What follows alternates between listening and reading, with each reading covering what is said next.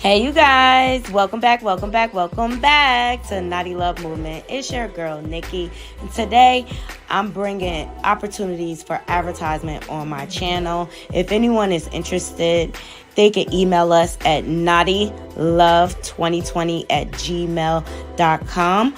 Our prices are affordable and reasonable, and please reach out to us. We can start our videos with any commercials that you would like us to advertise. I look forward to hearing from you. I'm out. One.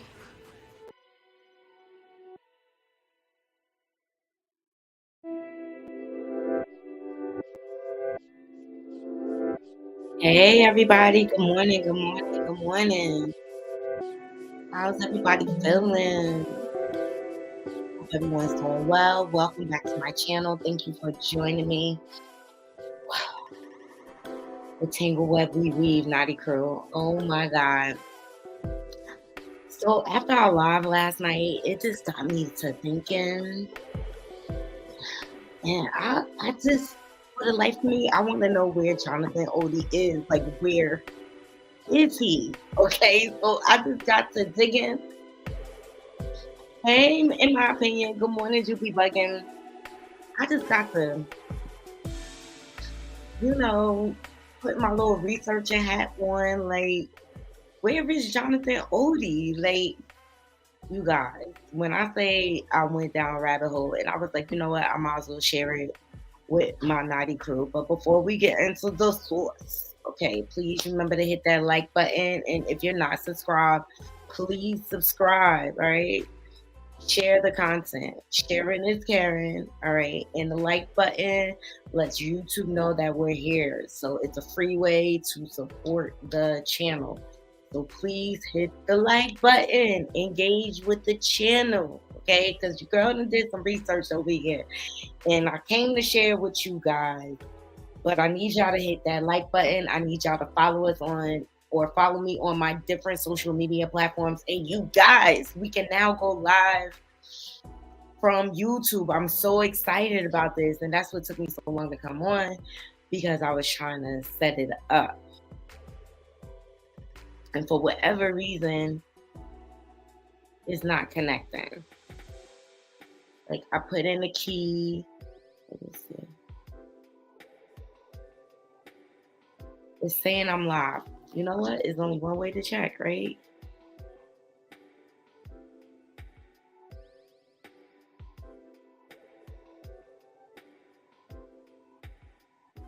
Like, how can I tell?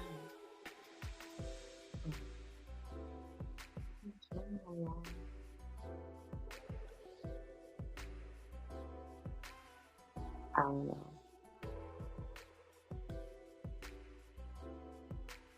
It's not showing that I'm live.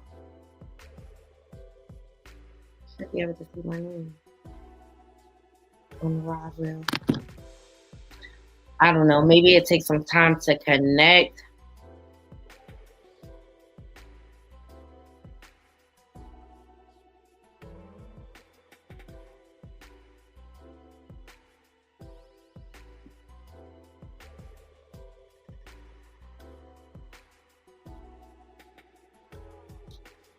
Yeah, so I copied the live stream key and not working. But I'm excited about it. I'll figure it out.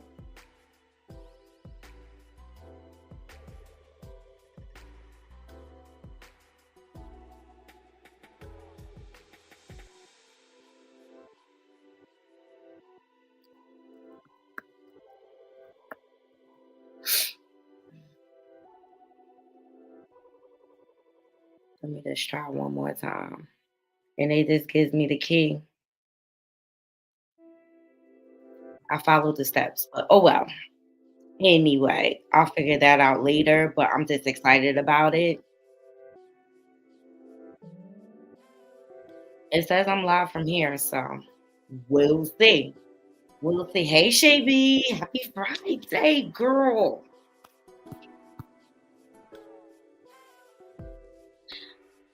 Where is Jonathan Oddi? Naughty crew. where is Jonathan Oddi? Like, that's all that is at the forefront of my mind. And for the life of me, I am still stuck. And I need my naughty crew to help me figure it out. All right. Here we go.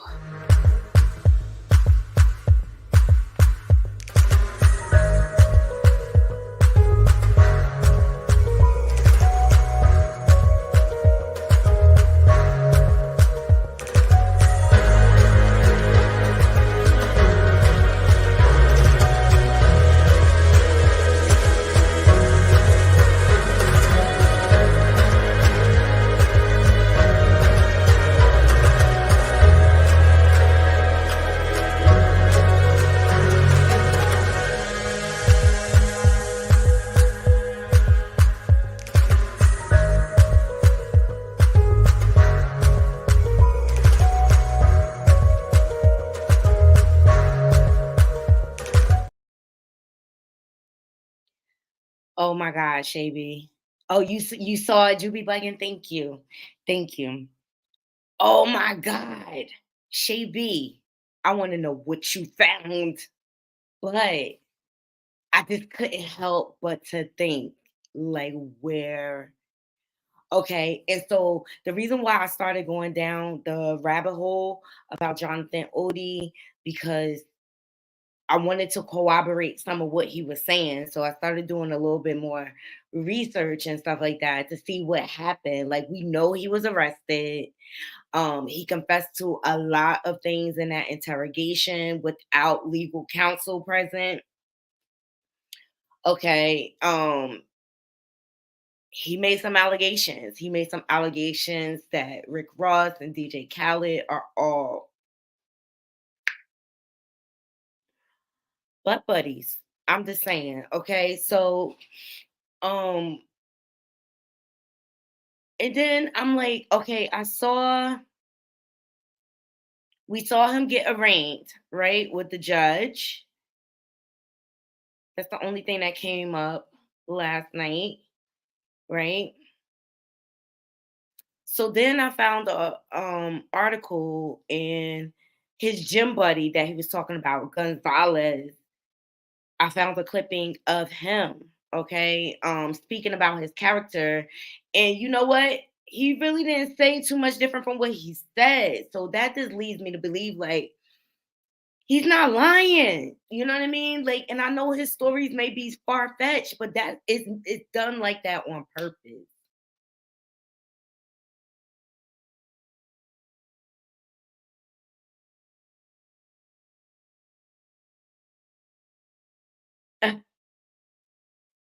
You said you don't know. I'm talking about on Instagram. Does it show me being live? I,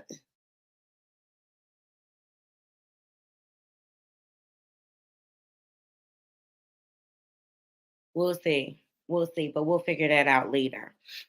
So yeah, so I got the clip in from his buddy speaking out after the arrest, and I was just like, okay, he really kind of corroborated, Jonathan. He said, like, because they asked him if he had any close friends, and he said he just has his one friend who he goes to the gym with all the time. Okay, that's the only person he talked to. So he spoke out. So I want to be careful and not. I'm I'm still a very skeptical about this whole thing, not a crew, and that's just the bottom line. Okay. Um,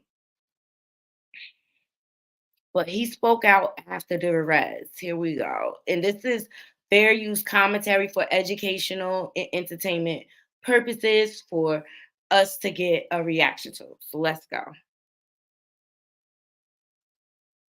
It's loading the ad. So let me move it.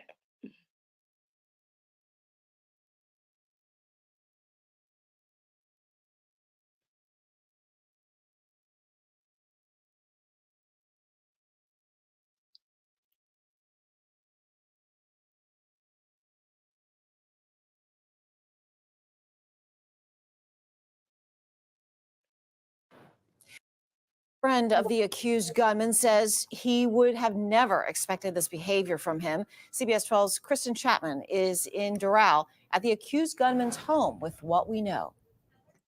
Right now, I'm told accused gunman Jonathan Oddi lived here alone with his dog Bobo. You can see this is still a very active scene. Bobo. Remember, I thought Blocking he off was. the area. Crime scene investigators as well as police still on scene right now investigating. You heard her. His dog is named Bobo, and I kept saying Bubbles of all names. Inside, a friend and neighbor of his tells me Oddi was acting normal the last time they spoke. The lease is almost up, so maybe it's time to go. At least one resident here at the Cordoba Apartments in Doral is second-guessing whether or not he wants to continue living here once he learned his neighbor was accused gunman Jonathan Oddi. It's pretty crazy. Okay, so this is his neighbors. For those of you who are just joining, hey Michelle. It was just like on the top of my head last night. Like, where is Jonathan Oddi? You know what I mean? So that got me to dig in, and I ran across this clip.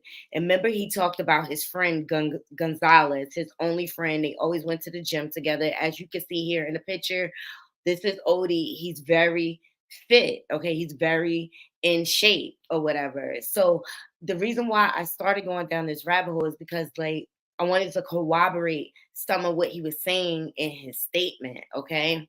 And some of it is out there, like about the Ciroc experience. When Diddy launched Ciroc, he was mainly down in Florida. Okay. Freddie from the band, he was on Hip Hop Uncensored podcast, and he's been speaking about the same rappers, DJ Khaled, Rick Ross, okay?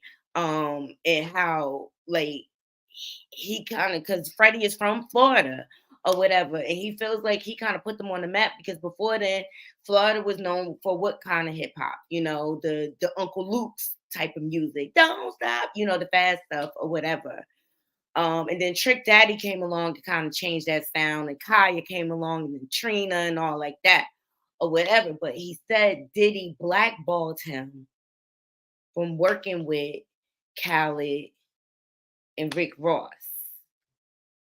Connecting the dots, Naughty Curl. Okay, so this is Oddi's friend and gym buddy speaking out. But for others who are closer to Oddi, like Luis David Gonzalez, who's known him for about a decade, he's just shocked and confused. He's a good person. He's a very good person. I'm very surprised he did this. Gonzalez says he and Oddi see each other daily. They work out at LA Fitness down the street 7 days a week. I was surprised he was not making it yesterday and today. Gonzalez says Oddi is an entertainer, and it was unusual not to see him at the gym in the last 24 hours. So today he brought breakfast to check on him. Yesterday. See? That's the same thing Oddi said. Like, he is no different. All right. He consistently work out. Why? Because he's an entertainer. He has to stay in shape. He has to stay appealing. He has to stay attractive. One thing I could say about this guy, Jonathan, when he commits to a career, he commits. Okay. He shows up and shows out. Hey, good morning, Makeup Diva. He shows up and shows out. So it all makes sense. It all aligns to me so far. Okay. This is everything he said in that interrogation. I asked him to have breakfast yesterday, but he told me no. So basically, I came out of my way. I'm a good will. Brought him breakfast to make sure he was doing fine. He says he even saw Oddi the other day and said he was behaving normally. He was good. He was in his house, isolated with his dog, but I was telling him to come to the gym. But basically, I was never thought he was acting so, he did this today. I'm very surprised. Gonzalez says Oddi moved here from Argentina, but was originally born in Africa. I'm told Oddi has no family here in Florida. That's the same thing Oddi said like nothing weird. So this man not lying. I say that to say like this man not lying. This is other sources, outside sources. I wanted to kind of corroborate what he was saying, okay? And it just led me down a rabbit hole, Nolly Crew, where it's like, what happened to Jonathan Oddi? Like, where is he? Okay. So the friend is consistent. Hey, in my opinion, good morning. The friend is very consistent with what Oddi said in the interview. We went through this last night. Okay, we had the full interview. And let me tell you, people were only concerned with what he was saying about Diddy and Cassie. I also was concerned about what he was saying about Obama and Trump and a brulee. Okay. And I'm gonna be over at Voodoo Doll's channel later because she got educational Fridays and I love that. Filling myself with food and information or whatever. And she gonna get into the breakdown of the brulee, okay, which is the black chapter of the Illuminati. Okay, so he talked about all of this in his interrogation. All right, so now the girl, I just wanted to corroborate a little something that we was saying. And so far, the friend is away from him. He is arrested. We know he was arrested. We know he was arraigned. Okay. I was having issues with loading up these pictures this morning, but we gonna be all right, naughty girl. Okay. We gonna be all right. We gonna be all right. Because we got multi devices here. Okay. So we know he was arraigned. Okay. This is him with the judge. Remember, we saw the clipping of him with the judge being arraigned. And it was kind of like they was trying to make it seem like he was kind of out of his mind. Y'all see it, okay? We know he was arraigned. We know he was arrested. Those are the facts, right? So what comes next? What comes next, right? So the next thing I found, a trial date was set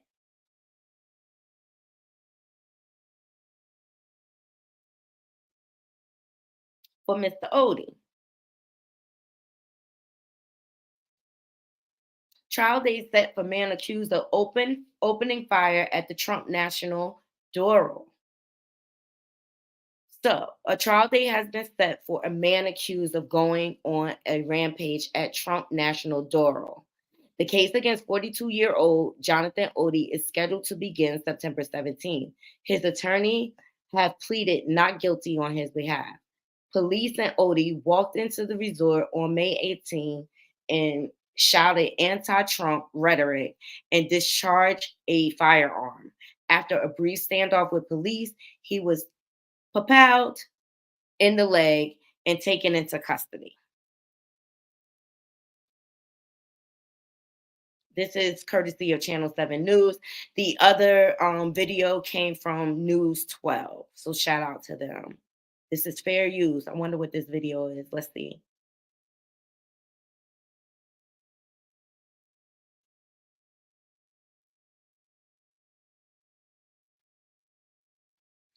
All right, Naughty Crew. And this was the last thing I found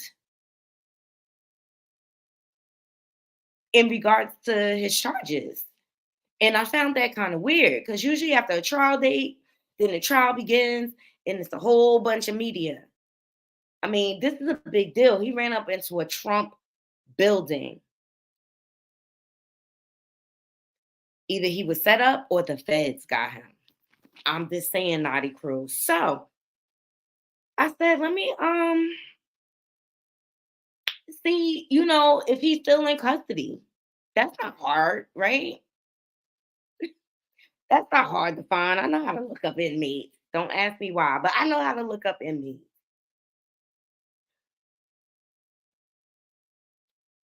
So I looked under the state and then I looked under the federal to see if he's, I mean, we all know his name now, right? We have his age. And look, what was that, 2018? He was 42.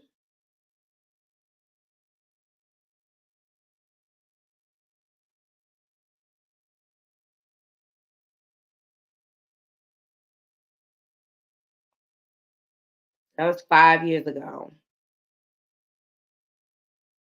So he's about 47 now. You know, I was just like, oh my God. Either that or like he did that whole thing so he could be arrested, so he could talk. He mentioned the CIA, he mentioned a lot of high profile people. So let me go to my pictures here. Sorry guys, I ain't had time to load it. So I went on to the Correction Offender Network Florida chapter and I typed in his name. Sorry, you're not gonna be able to see all of this.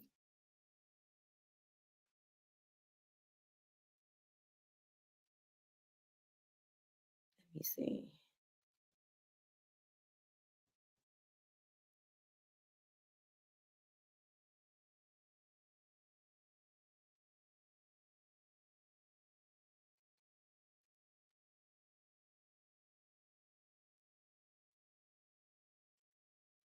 Yeah, it's not gonna let me do it. So yeah.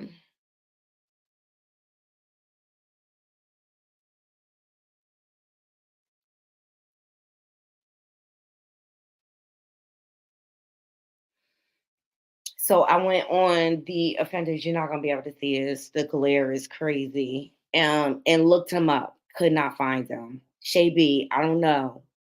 Then I went to the federal level. He not coming up. Where Jonathan Oddi, y'all? He is not coming up. Like he just disappeared. Like, is he in protective custody? Is he part of the FBI building a case against Diddy and several other rappers? It is very strange. I'm sorry, Michelle. It is so strange that I'm just like floored by it because at least we'll have some notes. And I just really find it. That's suspicious. That's weird. Meantime, 50 Cent is blowing up all over the place. Shell, he opening a new studio, and I think in Alabama. He's developing an unscripted series about the El Chapo brothers, okay, behind the scenes. 50 is doing big things. It's gonna be on BET. It's a lot of strange things going on, okay? And every time 50 trolls Diddy, he tags his liquor brands, all his affiliates. So he's blowing up.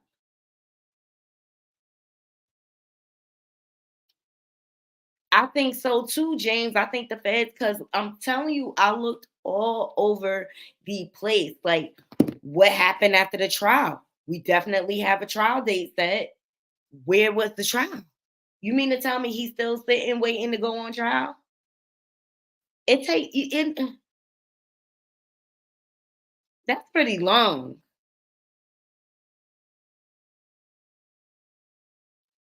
That's pretty long. Where did Jonathan Oddi go? You heard his friend, his confidant. He ain't have much friends, okay? I guess because of the lifestyle he was in. But he had one good one, and he said he's a good person. He was surprised about what happened.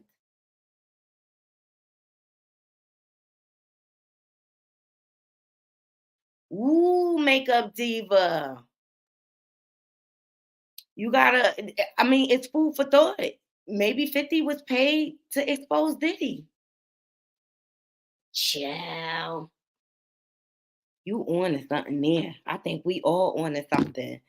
But scrub the night. It should, I mean, trials and things like that are public records. It should be a record of the trial. I think he's in protective custody. And this footage didn't leak or become relevant. I mean, it's been there. We just all just got wind to it of who he is.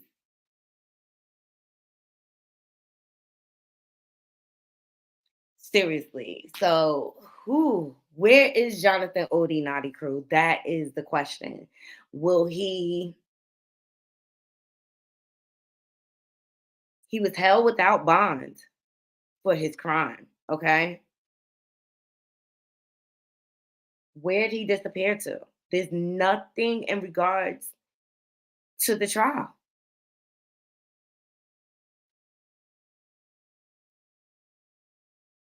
I said Jonathan Oddi sentencing, Jonathan Oddi trial.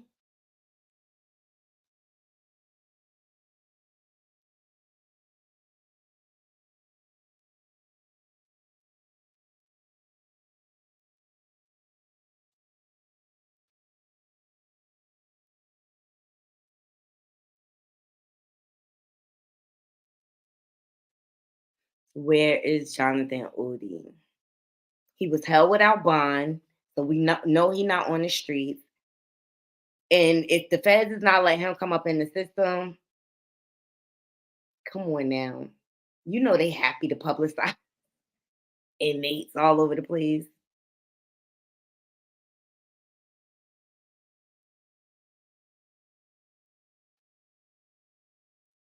Let me see. What is this? Law and crime. Shooting up hotel. They have everything negative about him though out.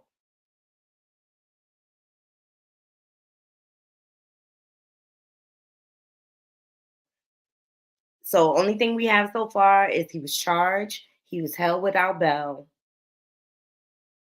Okay. He had a trial date set for September 17th.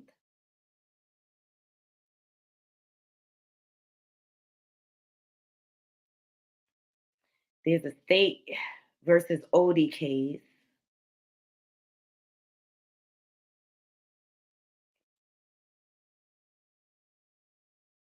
But this is out of Delaware, Ohio. This is not even in Florida. But the feds can shift you around.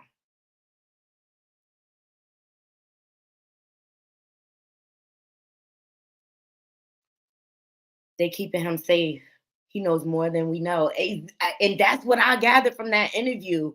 And when things seem so unbelievable, naughty crew. When things are out of the realm of the order, the stuff, the names he was dropping in that interrogation wasn't nothing light.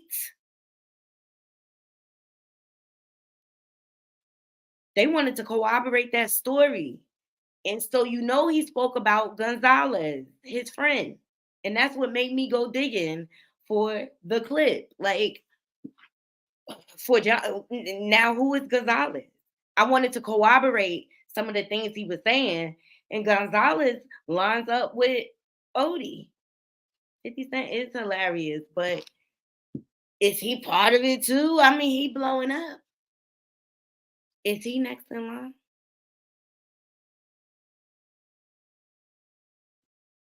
Is he next in line? So scrub it. He's not completely scrubbed from the internet. They kept everything from up until that point when he got arrested on the internet.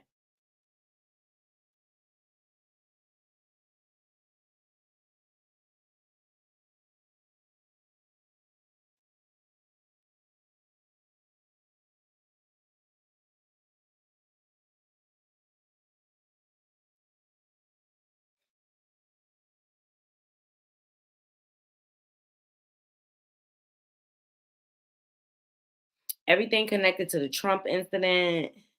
Look, him going out on the gurney after the incident. He went. That's why he had the hospital gown on. But what happened to him? But I just think the feds are keeping him safe, and he's gonna surface.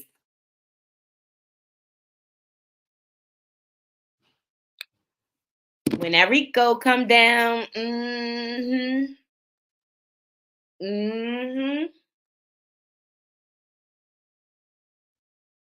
Ooh, makeup diva. She said 50 up next. He's getting too big, and people probably don't like that because 50 don't just go along and play. He don't like playing them games.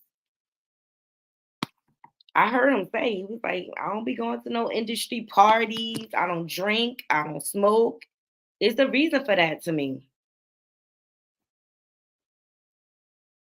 Because that's how they get you on Vices. That's how they get you. So let's listen to his Gym Bunny one more time. But to me, he kind of corroborates. 50 don't play. He kind of corroborates. I mean, his mom was a whole gangster. Like, come on. Let's listen to this one more time. Okay. I just felt like it kind of corroborated some of the things Oddi was saying. And I don't think that man is lying.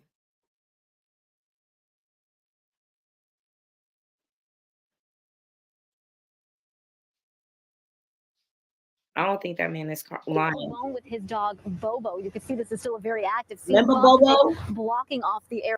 I thought he was saying bubbles. I was like, out of all things, like you in an interrogation room talking about like top-notch crime scene secret information, and your dog name is Bubbles, but it's Bobo. investigators as well as police still on scene right now investigating inside. A friend and neighbor of his tells me Oddi was acting normal the last time they spoke. The lease is almost up, so maybe it's time to go. At least one resident here at the Cordoba Apartments in Doral is second guessing whether or not he wants to continue living here once he learned his neighbor was accused gunman Jonathan Oddi. It's pretty crazy. But for others who are closer to Oddi, like Luis David Gonzalez, who's known him for about a decade, he's just shocked and confused. He's a good person. He's a very good person. I'm very surprised he did this. Gonzalez says he and Oddi see each other daily. They work out at LA Fitness down the street 7 days a week. I was surprised he was not making it yesterday and today. Gonzalez says Oddi is an entertainer, and it was unusual not to see him at the gym in the last 24 hours. So today he brought breakfast to check on him. Yesterday, I asked him to have breakfast yesterday, but he told me no. So basically, I came out of my way. I'm a good will. Brought him breakfast to make sure he was doing fine. He says he even saw Oddi the other day and said he was behaving normally. He was good. He was in his house, isolated with his. And he said in an interrogation, he was like, I'm good, I'm fine, right? Yeah, James, 50 knows how crooked the industry is. He dissed half the rappers he sees their BS, okay? And remember when Jay-Z dissed him? I think it was at a Summer Jam.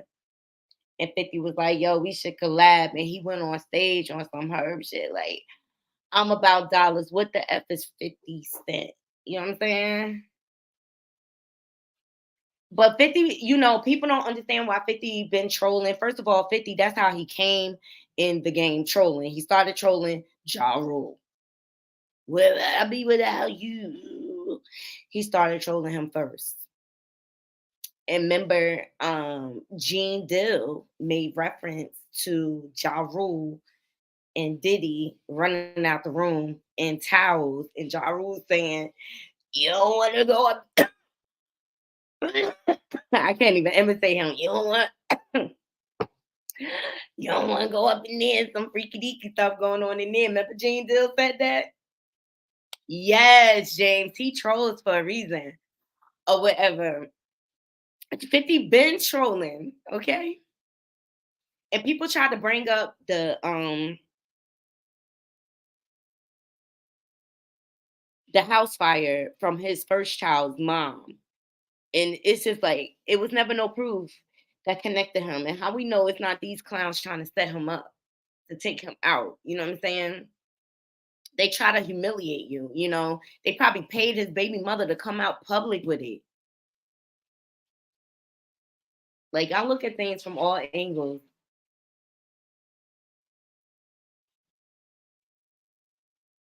Exactly.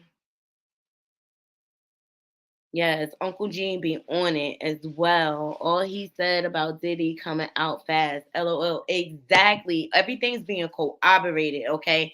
He confirmed a lot of the stuff in Cassie's lawsuit. Like, at a point in time, it's just like, I have to use my better judgment. Like, all these people ain't lying. All these people not lying. Call it court of public opinion, but there's no sign of Jonathan Oddi. Like, there's no record of him going to trial at all. He had a trial date set for September 17th. Mm-hmm. And they got to keep him hitting away tight because his life is in danger, just like Cassie's is too. But it's good that she went public because if something happened, people gonna direct. Y'all know what's gonna happen. But I just see, like, through the years, Diddy just has patterns that he never changed. And it's usually when somebody all of a sudden has passed away, like, he does the most. He goes through a depression, and then he comes out, change his name, reinvents his image, so he could try to shed himself of all his sin. All right. This is the reason for the different personas. Okay. If you ask me, he's a psychopath. with multiple personalities. That's just my opinion, and I'm not a professional, but I'm just saying. I'm just looking at some of the symptoms. And that's allegedly Naughty Crew. Okay, so yeah, the demonic spirit in full body, okay, is going on here. And when you upset the beast, because the main thing Diddy needs is attention. That's why he don't like anybody to outshine him. Like the situation with him and Tupac, he was jealous of Tupac. That's why he started dating Tupac. Everything Tupac, he tried to embody that whole style because you want to know why? Everything that he has done, he had to imitate it off of somebody else.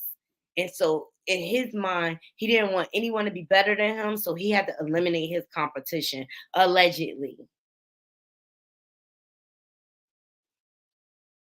Because nobody could be better than him. All the attention has to be on him. He's definitely a succubus of attention seeking. And not even his women in his life. That's why he needs so he just keep women around to validate his ego. Not that he necessarily wants them. That's why he hired people like Jonathan Oddi to come and handle. And you heard him in that interrogation. Oddi said like he drinks way too much. He drank all the time. And that's one of the things that get Diddy in trouble. He run his mouth way too much when he drinking. So I believe him that he was picking up the phone, conducting business around him. He got too comfortable. He thought he could not be taken down. He thought he was untouchable. Period. And then now his day of reckoning is here.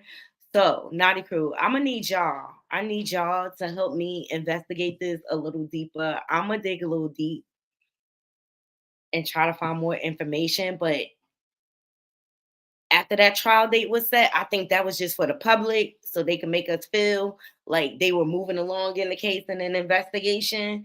And then it stopped. So, like, maybe he was able to produce tapes. Because he said in a backhanded kind of way because he didn't want to get in trouble. But I think with the NDAs, if there's a crime in commission of the NDA, it makes it null and void. But Odie did say like he got videotape, like they sent it back to him by accident, and he said he could probably reproduce it. It's probably in the cloud somewhere.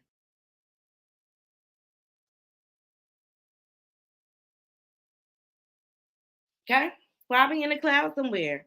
This man said he threw away everything because they were bugging his phone, they were stalking him, threatening him, and everything. They were doing retaliation games. He said, after they settled, and there's an article.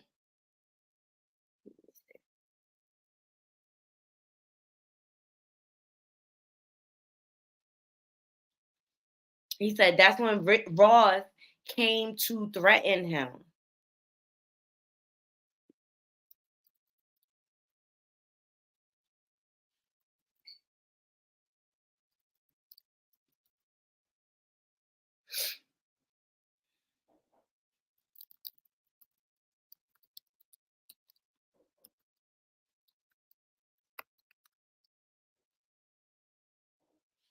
And he mentioned in that tape, like, you could check, I went from negative $1,800 in my account to buying properties everywhere.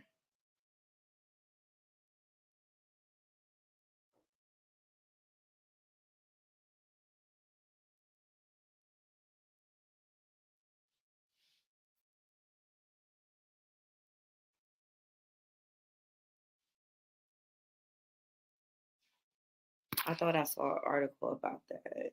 Yeah, hold on, let me check my favorites.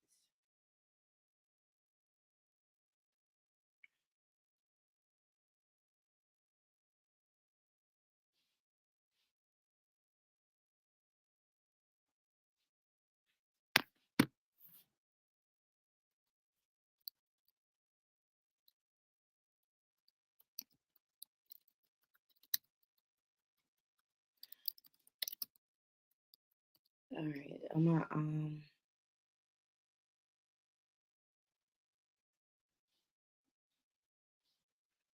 thank God he said something.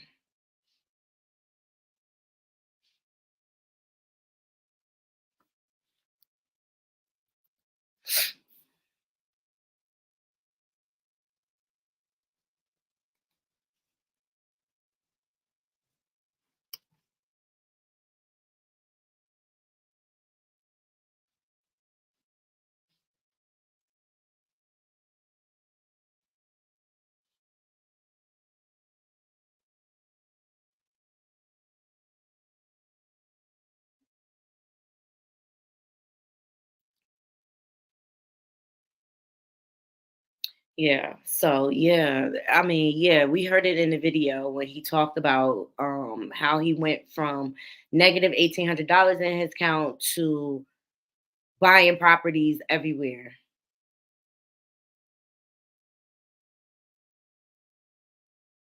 James, you right. He definitely seen the snakes before everyone else. He trolls for a reason. On 5/21, 2018, Jonathan was held on a $1 billion bail trial. Never seen that before. Plus, they subpoena more than 40 people. Julie Buggins, send me that. Hold on, guys. I gotta log into the plantation.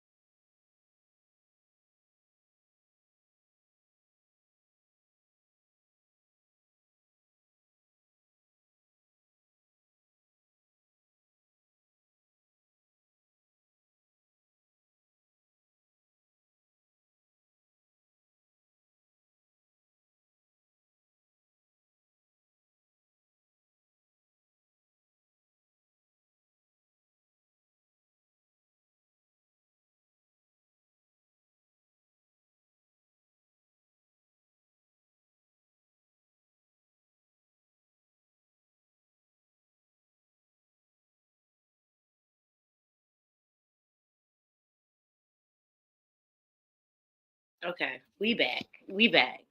On 5/21/18. Send me that.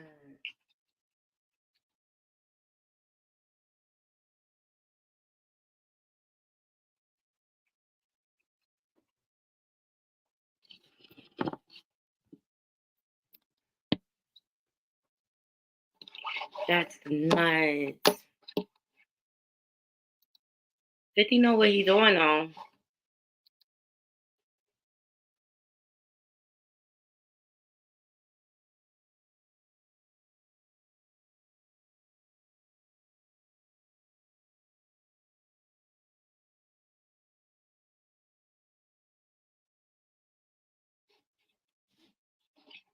Yeah, he down in Louisiana.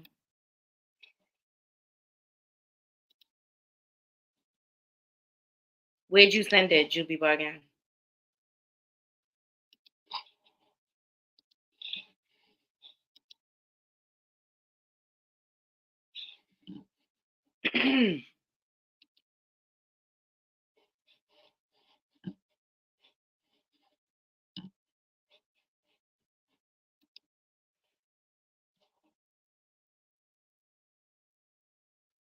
Where'd you send it?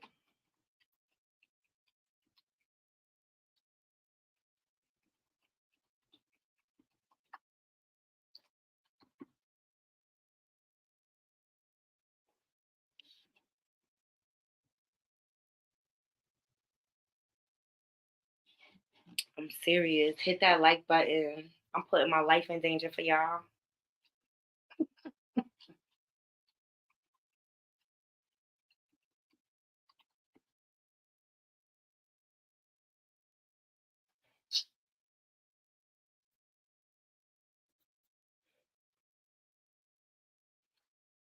Yeah. We want to play it again. Look at 50. He creating jobs for the community. Really helping our people out. Bringing brothers on his different shows, BMF and stuff like that. He's got a new cast coming in on the BMF. I mean, say what you want about 50, but he create jobs and opportunities. He don't hate on people. I'm sorry. He had his issues with his son.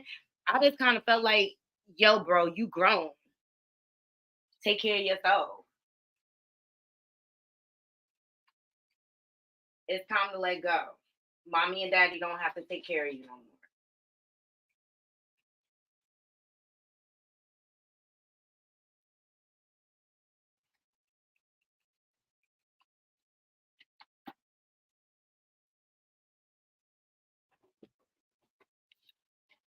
Mommy and daddy don't have to take care of you no more.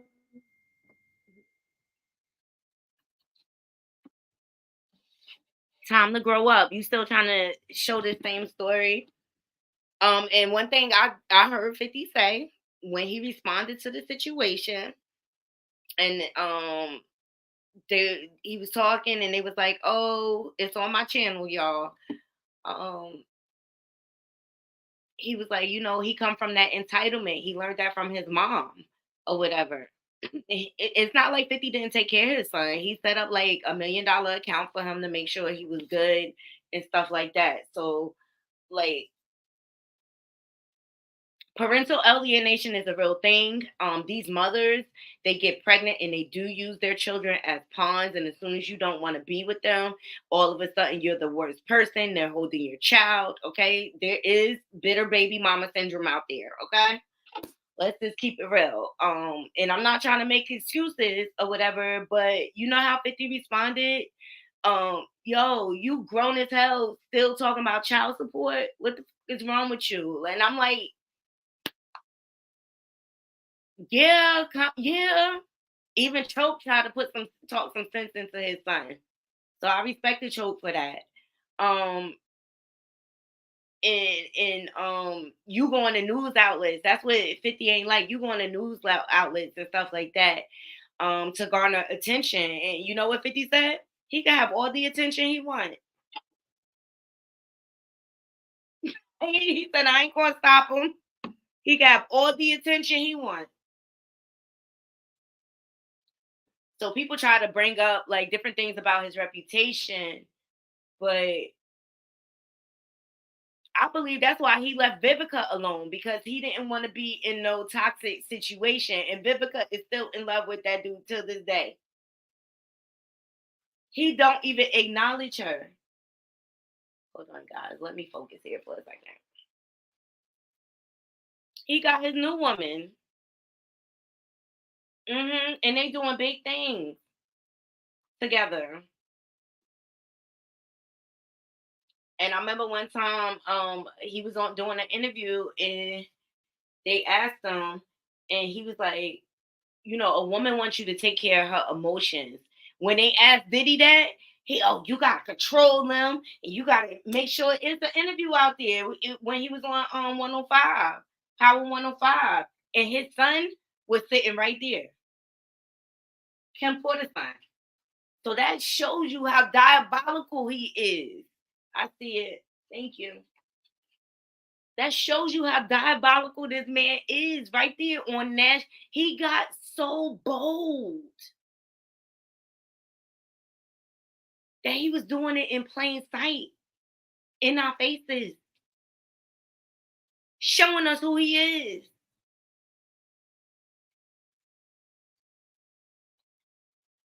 One second, Juby Biden. When the plantation calls, honey, okay?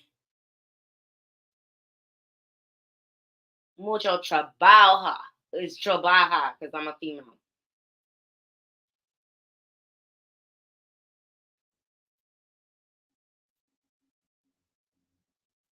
Thank God it's Friday, y'all.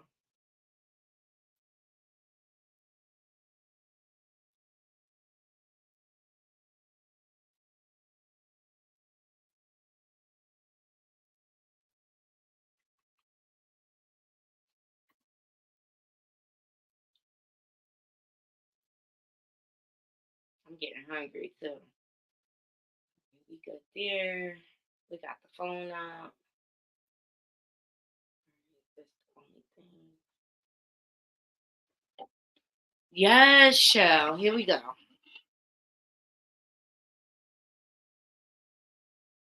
Yeah, Naughty Crew. If y'all could find anything on this trial, Miami-Dade County Clerk, Justice Department, please send it to me.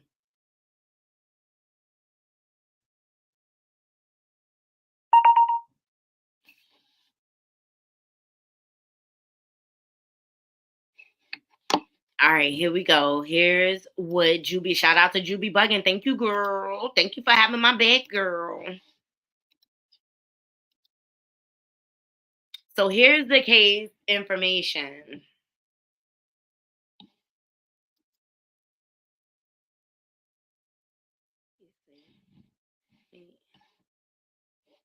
Why is it blank?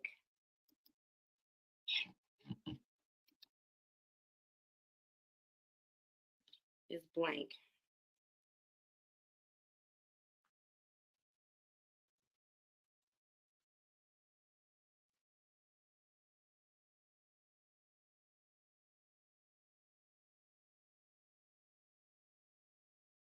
It came out blank.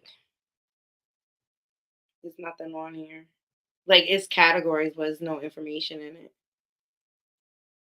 Is there like a link?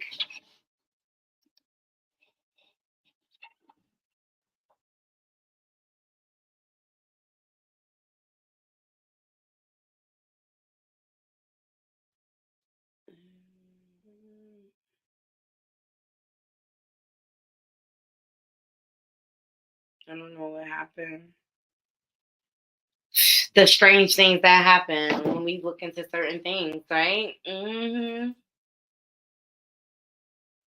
don't think the internet was scrubbed. I think he is in protective custody. And I think Diddy is shit. Diddy, you need your butt plugs now, honey. You need your butt plugs now. Because I know you shitting in your boot.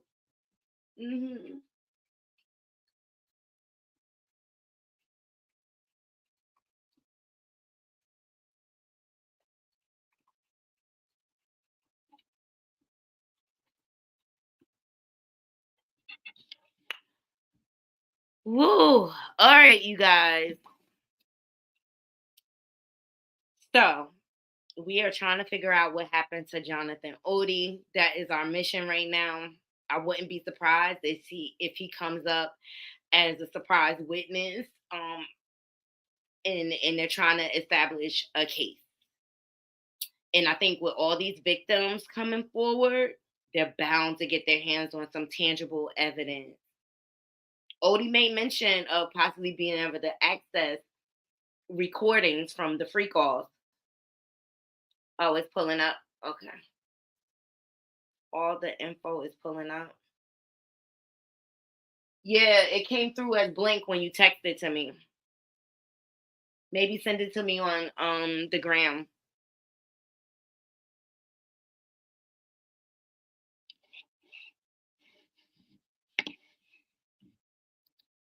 $50 know what he doing though. Period. Okay, he's making big moves every time he tags Branson Cognac.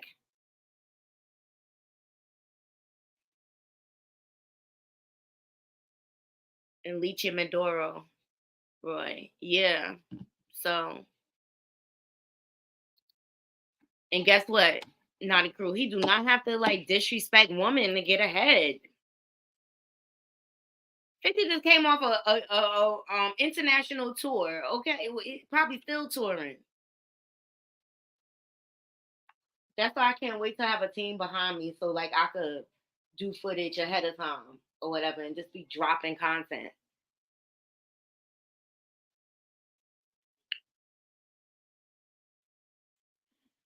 Let me see. Let me go.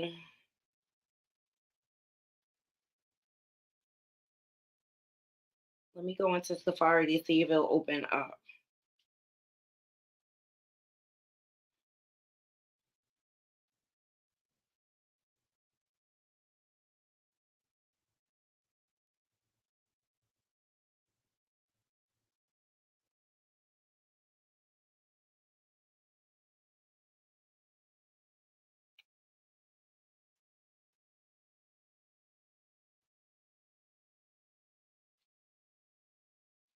Yeah, when I put in a link, it just comes up Miami-Dade County Clerk Criminal Justice Search. Let me see.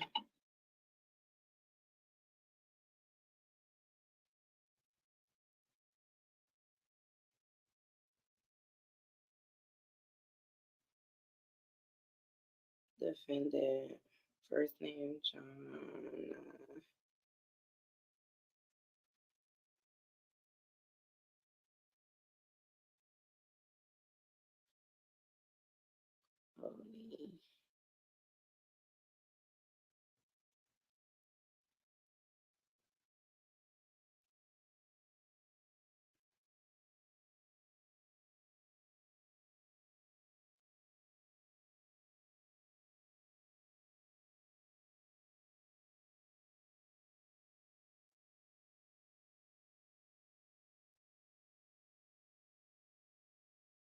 Oh, don't send it there. Don't send it to that email. Like, send it to my personal.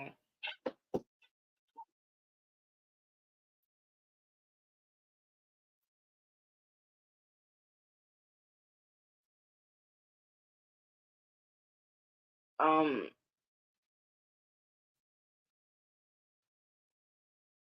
yeah, go to Naughty.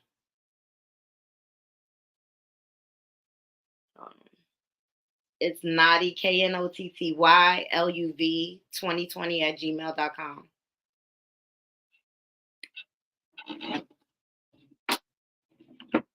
Mm.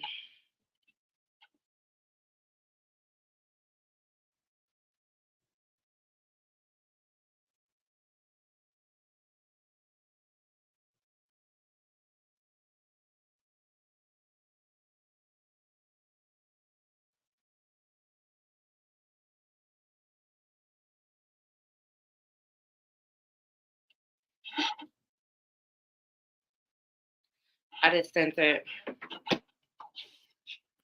So yeah, we are going down the rabbit hole regarding Jonathan Oddi. We he made some very damning allegations, and it just got me to wanting to figure out like what happened to him. Like everybody's talking about what he said, but like what happened to him? This man was not dropping little tidbit punk information, okay?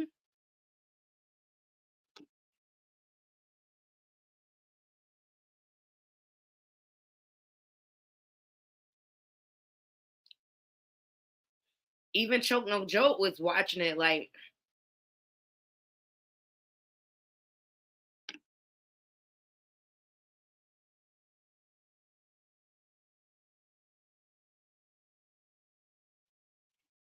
oh, here's the article when he's talking about his net worth. And mind you, you know what? A lot of things got misconstrued because you know he has a heavy, heavy accent.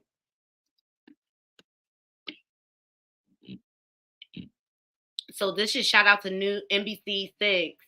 Alleged Trump Doral gunman Jonathan Oddi went from dead broke to property buying spree in 1 month. I knew I saw it. So when his 6-year marriage dissolved in August of 2014, the accused Trump national, we know that, claimed to have a net worth of negative $1,800. He was making $2,000 a month as a self-employed fitness trainer. He swore in a financial affidavit filed in Miami-Dade Circuit Court, and his debt outpaced his assets. But less than a month after his divorce from attorney Tanya Troutwine, we're going to look her up. He launched a buying spree of distressed properties, 765,000 for 5 properties over a 2-month period, according to Miami-Dade County property records. And records show none of the properties was purchased with a mortgage, suggesting they were cash purchases. So, like, where did he get the money? So where did the fitness trainer, who was worse than flat broke in August of 2014, acquire enough cash in September of 2014 to start buying properties that were headed for foreclosure? A lawyer for Oddi and his ex-wife would not comment beyond reaction. Oddi alleged drawing police into the lobby of the. I think he did that on purpose. I think he did that lobby incident on purpose. He said Diddy had transmitted the herp allegedly to him, and that's how he was able to leverage Puffy. Mhm. Mhm. This man ain't lying. I don't feel like he lying. I don't feel like I don't feel like he lying.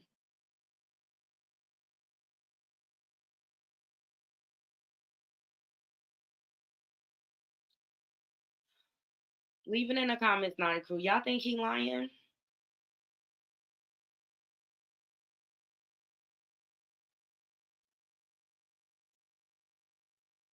Ooh.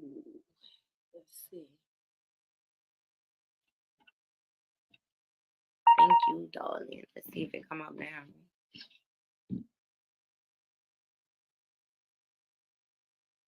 Yes.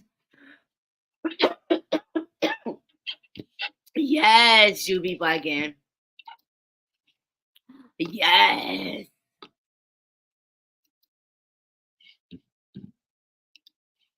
Thank you, girl. So this is the Miami-Dade County Clerk's Department case information.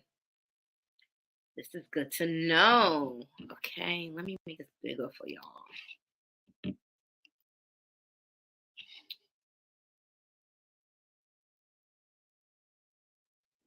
Yes, every dog has their day. Then he gets. So now we have. Let me make sure I save this. Hold on.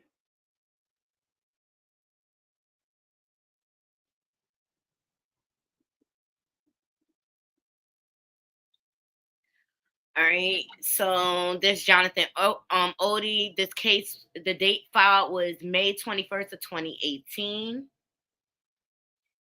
He has a state case number, so it's in the state system. The judge is Carmen Cabarga.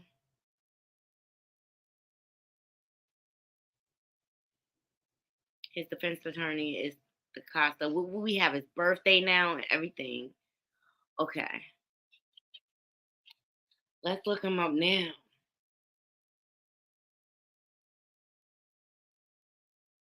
Now that we have more information.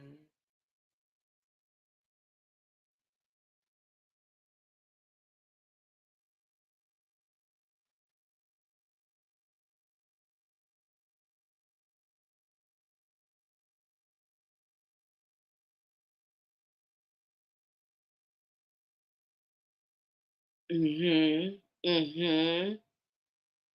look here. Let's try now. I want to try all these.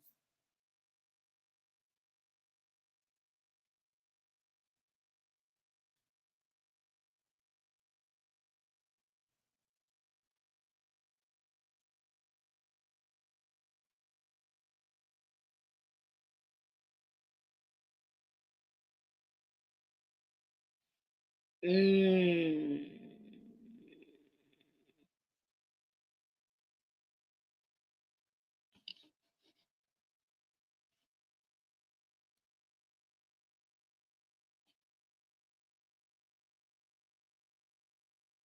I wonder what the DC number is. So here's the hearing. Hearing date. What? Y'all see what the hearing date is? January 9th of 2024. We are going. January 9th of 2024. That's his hearing date. He's charged with all felonies. MUR in the second degree weapon. He's got a few charges for that. Assault, assault with an aggravated firearm, burglary.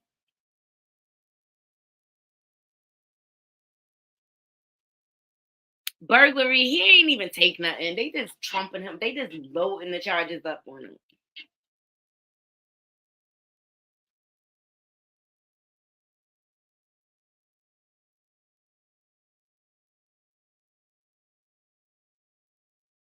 Trial prosecutor assigned Khalil Quinnen.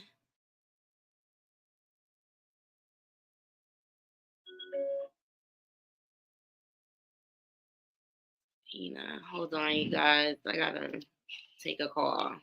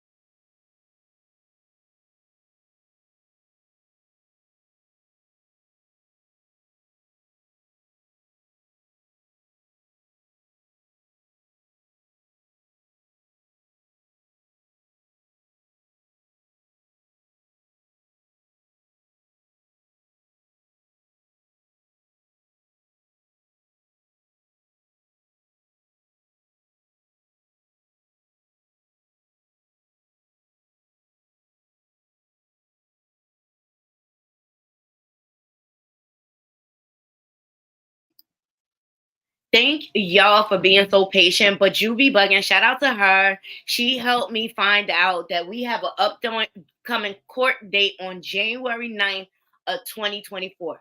And let me tell you guys something about that. That's probably right on target because when I was listening to the governors and when I was listening to Sloan Bella, right? Things were gonna calm down for a little while and then spike back up around like end of March, April. You know what I'm saying? Oh, they keep reassigning the prosecutors to the case. That's not a good sign. They're just making him linger in the system. Oh yeah, look.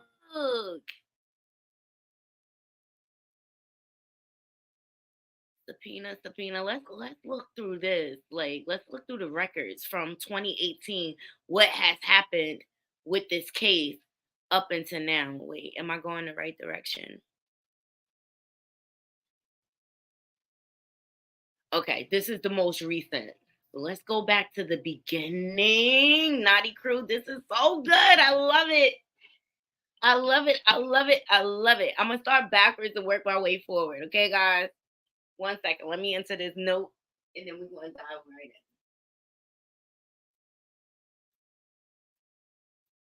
We're gonna go through it line by line. So we have upcoming court date, January 9th of 2024. So that makes me feel better because at least we know he's in custody.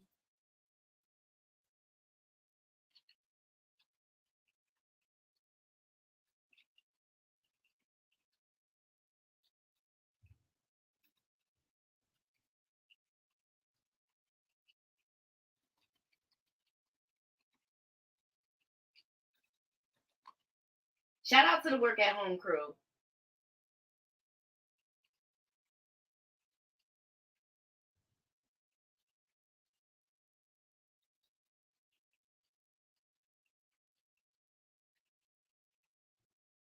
Shout out to the work at home crew. Okay.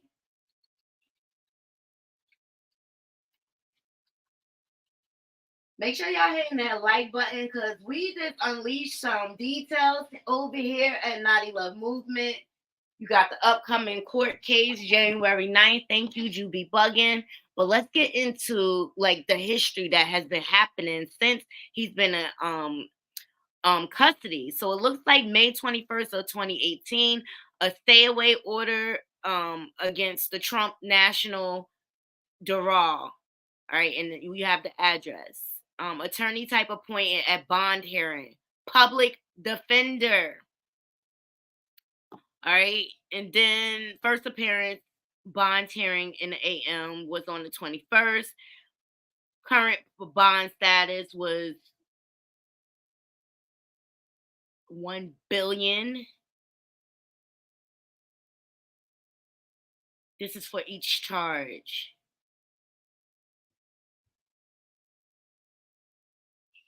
All right. So then intake unit unassigned, gang prosecution, a knowledge of appointment, written plea of not guilty, notice of discovery, demand for a jury trial, waiver of pretrial. Okay, so he demanded a jury trial. Then on the 22nd, an affidavit for indigent status was entered. Indignant, excuse me. Then a trial prosecutor was assigned, Frank Ladie.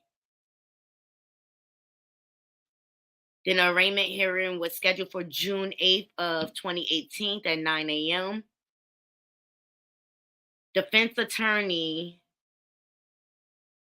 Ira Combs and Emily Kutznick. Those are attorneys. Notice of appearance, Christopher DeCosti. Wait a minute. Remember, he isn't DeCosti one of the lawyers he mentioned in the video? See, this is going to make me pull out the Okay, I'll get it.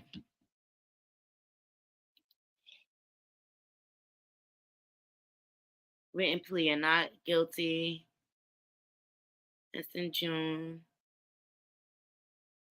Felony sounding set for 9/16 at 9 a.m. Member State's Attorney, Public Defender. That's in June. Subpoenas went out August of 2018.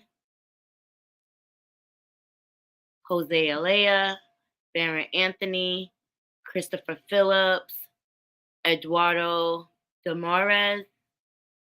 These are all subpoenas.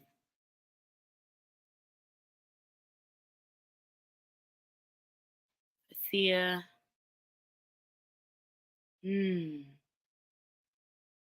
Why so many subpoenas? William Gonzalez.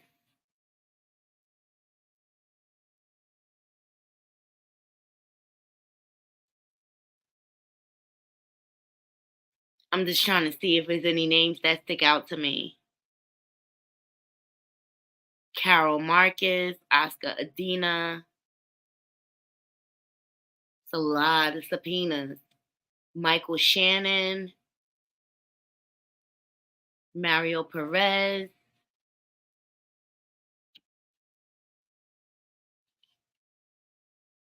Jasmine Manila. Christopher Perez. Timothy Coyle. Renee Suarez. Oscar Alfonso. These are a lot of subpoenas. Right?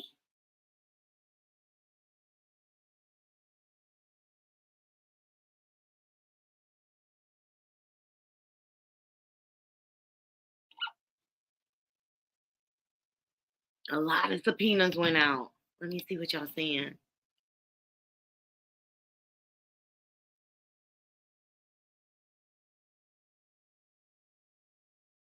Okay.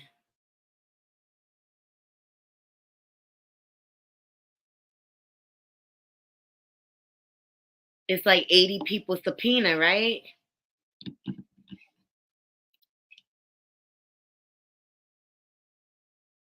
All right, so we got all the subpoena. I'm gonna look at that list a little closer later to see who all these people are.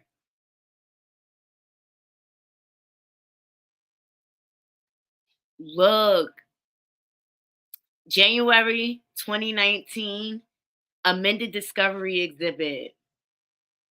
Another trial prosecution reassignment. Sorry, at October 2018, it was reassigned twice.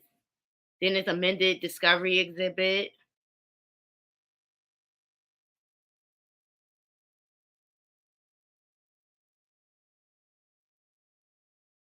Motion for continuance in August 22nd of 2019.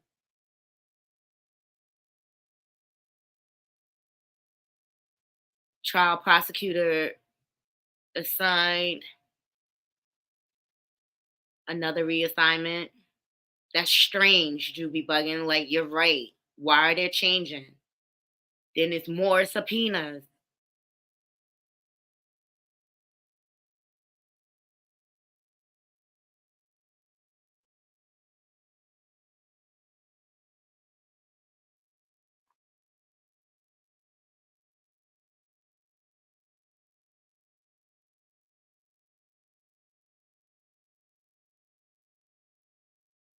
Eric Goldberg, Lester Aguilar, Marcos Milan, Henry Suarez. These seems to be some of the same names. Roland Garcia.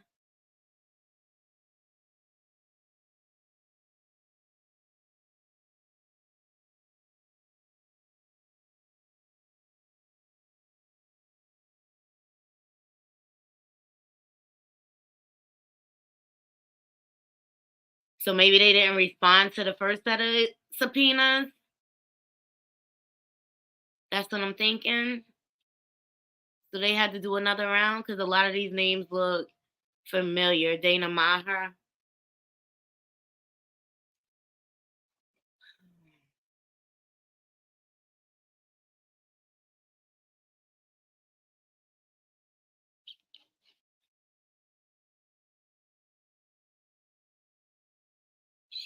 This is a lot of subpoenas.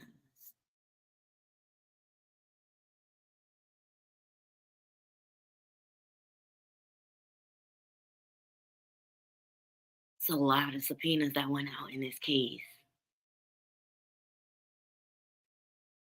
Another motion for continuance at the end of 2019. Now we're going into 2020.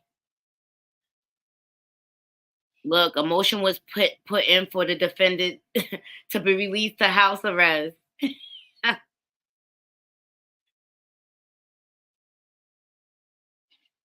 Reply to state response to defendant opposed motion for temporary release to house arrest. They opposed it. He probably getting restless in there, like, okay, y'all holding me this long, like, what's going on?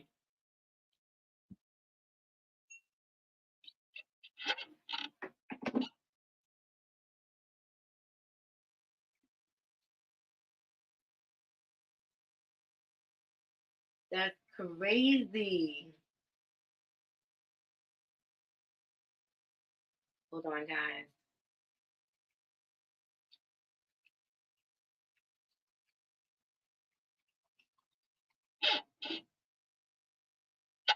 Let's see.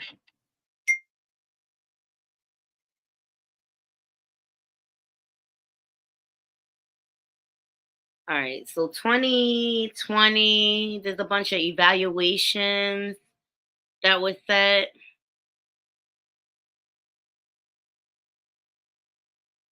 All right, order to appoint and pay an expert for competency evaluation of defendant's mental health. That's in August 14th of 2020.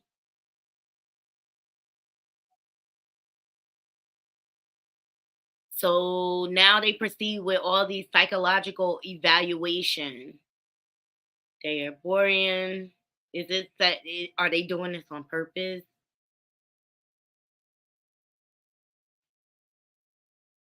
So then there was another competency hearing October 13th of 2020. And it was another order on October 13th of 2020 for in recommendation for the defendant to be seen by a psychiatrist. Not equal. I wonder if they're doing that on purpose, like to delay things.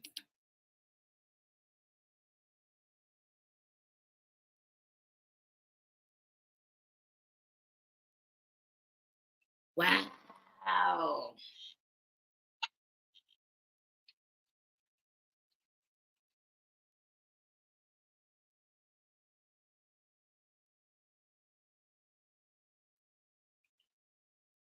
But I feel better now that we have a track record of what's going on with him. I don't know. I'm weird like that. Okay, sorry, but I feel better. I rather maybe he felt like he had to go into custody for his safety. They were threatening his life.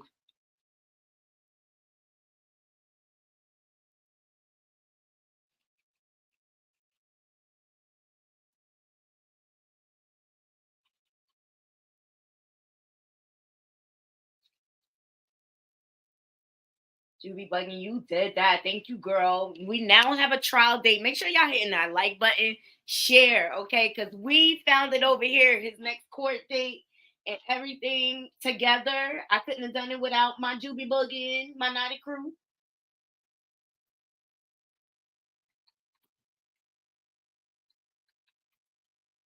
But this is juicy. I'm loving this record reading right here.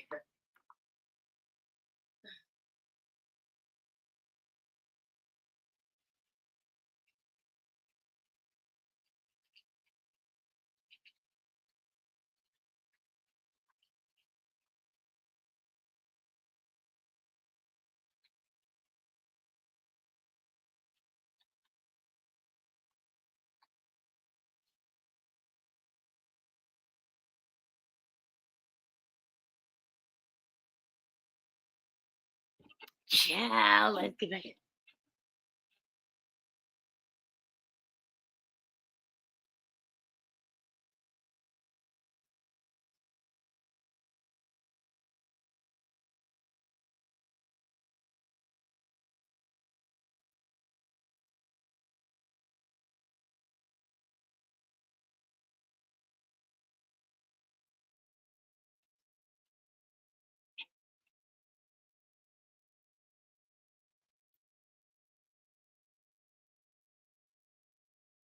Let's get back into it, guys. Sorry, I'm multitasking. Yes, you be bugging for the win, girl. All right, so they continue with the psych evaluation, it looks like. And then we come up on January 7th of 2021. Then there's another order to appoint and pay an expert for competency evaluation of the dependent's mental illness. Okay, now this time they have looks like three doctors: Dr. Drea Bolden, Dr. Moore, Sandra Klein. Okay, why the man said he was perfectly fine in the interrogation. Okay, why so much mental evaluation, or is this a ploy to, you know what I mean, extend things until they have enough evidence? More psychological evaluations. Like, how many times how many doctors need to see this guy to do a psych eval?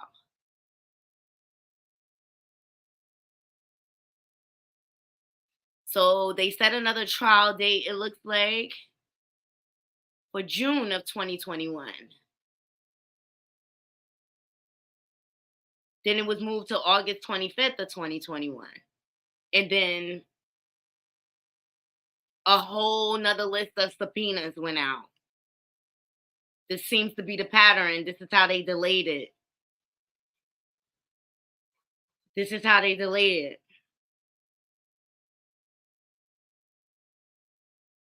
These names are interesting, I have to tell you. Like, are these other escorts that could corroborate? You know, like it could go so many different ways, Naughty Crew. But these names are interesting.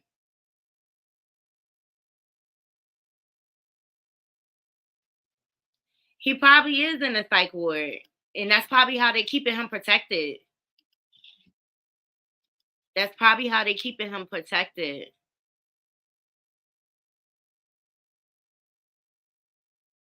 As you know, they say in the industry, when they can't have their way with you and bend your will or whatever, they make it think,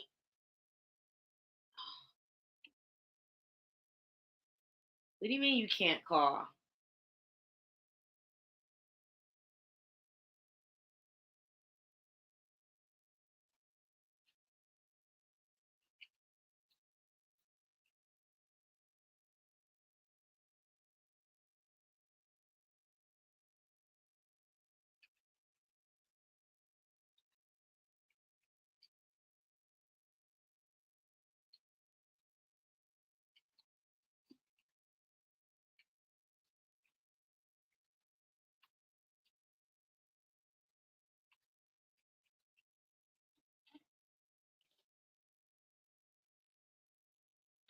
Yes, yes. Let's see. Let's see. Come on, let's go back. Um oh, so it was a whole nother set of subpoenas. I'm trying to like pay attention to the names as I skim to see if anything sticks out. Um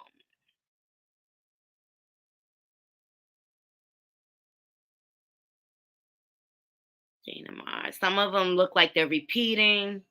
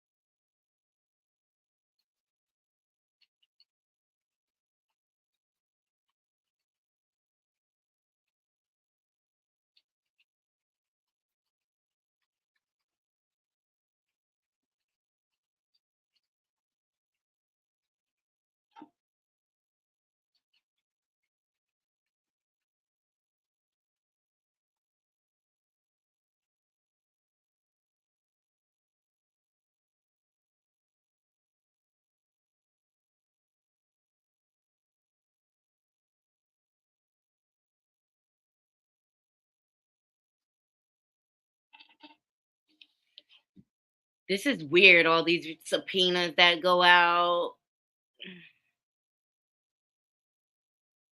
Some of the names are repeating, like I said.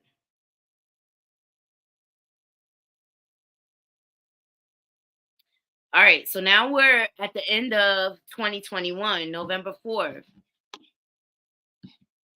Let's see. Motion for continuance filed November 4th, 2021. Oral set granted. SPI report. Felony sounding set for February 24th of 2022. Then it was a trial hearing set. That was November 4th. Then a whole nother list of subpoenas went out. Now, are some of these like the psychiatrists and psychologists?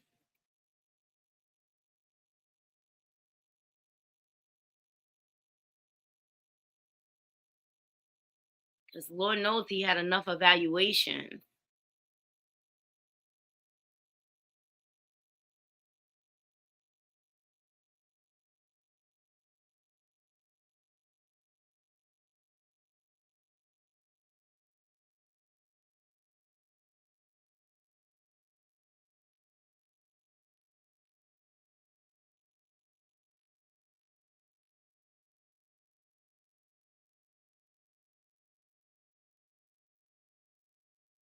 This is crazy.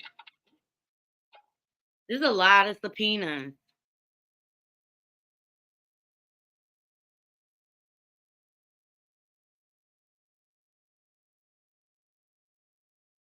And didn't Sloan almost also say like a lot someone from a male from out of this country will be coming forward. Males will be coming forward.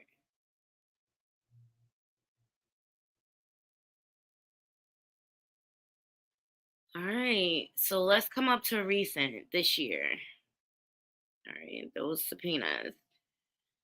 February 22nd, 2023, motion for continuance filed.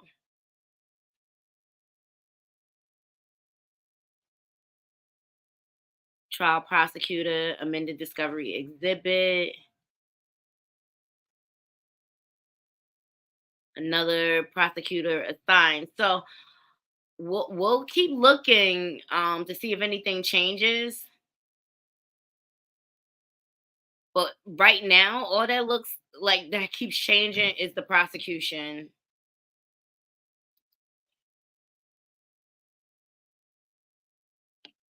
Let me see.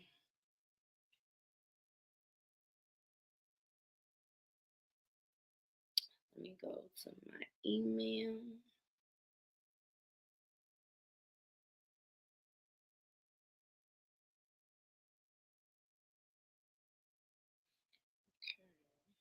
Thank you. Let's see what this says. This is getting juicy. This is getting good. Oh, it came out like this. So let me try this way.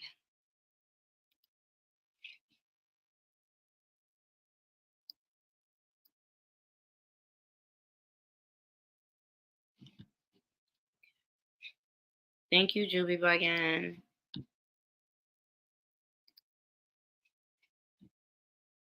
So this is from the state's attorney's office. Let's see.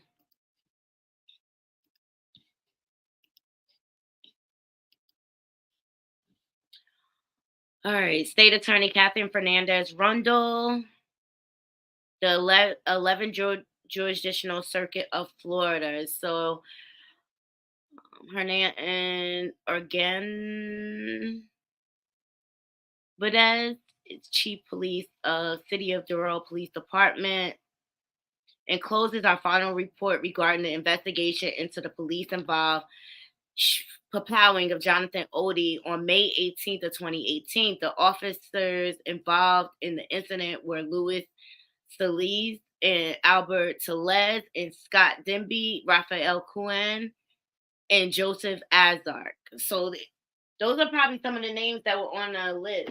Some of these guys probably have to testify.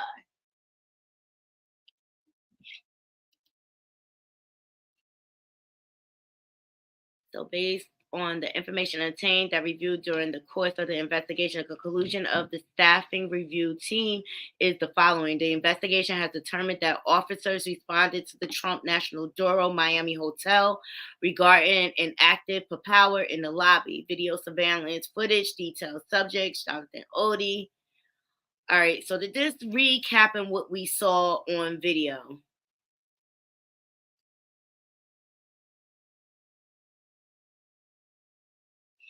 Look, all officers who discharged their firearms declined to give statement. However, based on witness statements, video surveillance, and body-worn camera footage, crime scene reports, and other evidence compiled, it is reasonable to believe that the propellant officer feared for their lives and considered it necessary to use deadly force to prevent injury to themselves and others. Lord, child, Lord, have mercy on my soul, child, okay?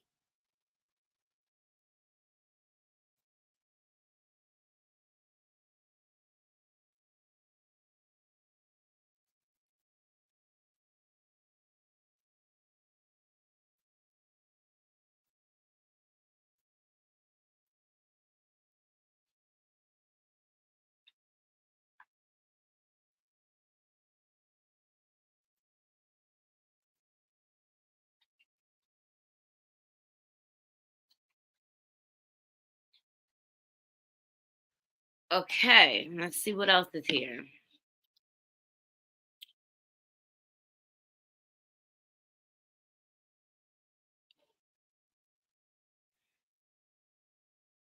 So these are the officers involved. Okay, Albert Telez. I believe I saw him on the list. I believe I saw Louis Celeste on the list. This print is so small. I'm like stretching and doing this. They had gunshot wounds to the left and right arm.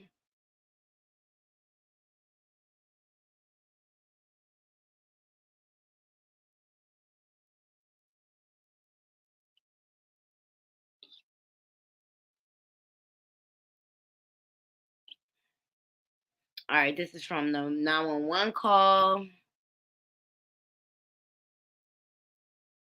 Initial gunshot, they described the shooter. Okay, this is them just telling what happened from beginning to end once again.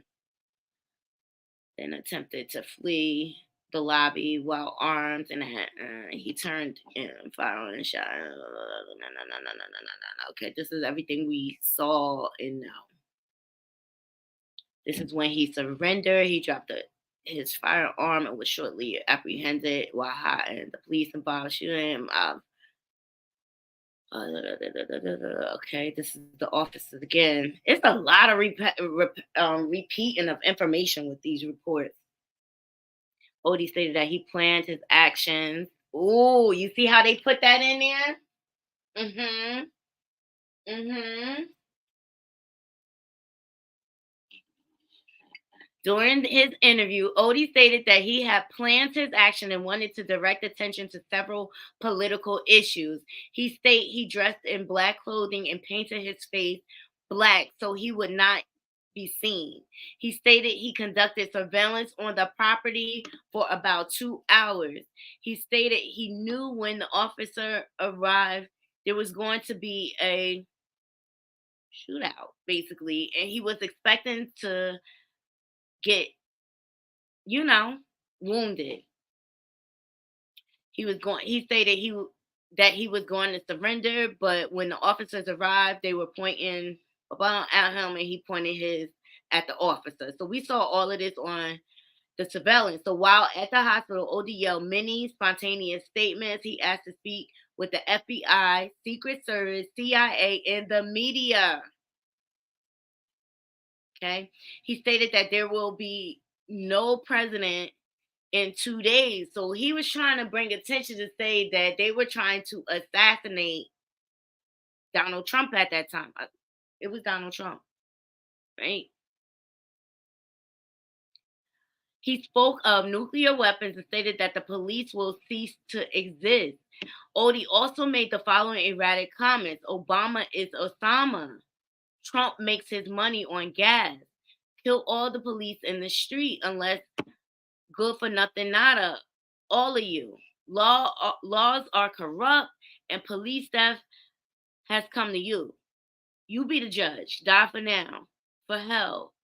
For all of eternity. People in the streets are going to propel you, get heart attacks.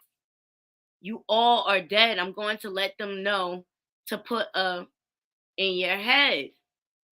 Oh my God. All right. So the analyst in conclusion. This is so interesting.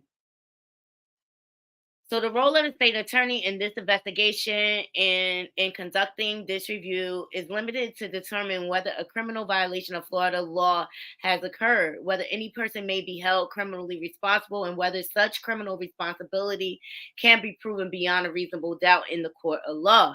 The state attorney does not establish agency policy, procedure, training requirement, nor states the state attorney have responsibility for determining disciplinary action or pursuing civil litigation in these matters. In other words, given the applicable law, the state attorney role is to determine whether the action of Sergeant Louis Ellis constitutes, those are all the officers, a criminal act and can be beyond and the exclusion of every reasonable doubt. So you said, I have reviewed the Department of Law for investigation into the police use of force, and I have also reviewed sworn statements, crime, inconsistent with the witness statements. I adopt the attached investigation summary here to also offer a conclusion based on the results of investigation and review. All right, I think this is just a repeat of information. So she's speaking on behalf of the officer. She's finding that they acted reasonably.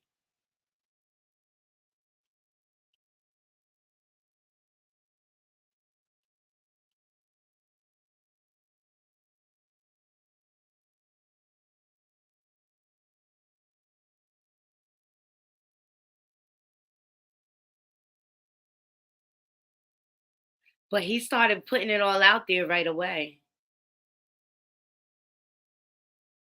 Here's the 911 recording. So Adrian Lopez and Ken Campbell advised of an active shooter. Jose Cavazos saw a man with a gun in a lobby. A call from Estefania Sabero and Esteban Perez referenced a male with a papal, a blicky.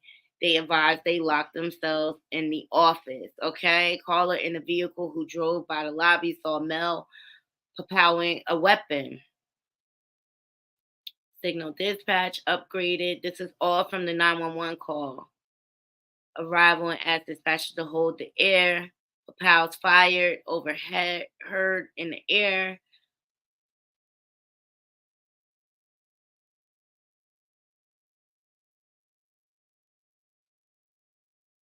All right, so that's the breakdown. This is the CAD report that's consistent with the 911 call.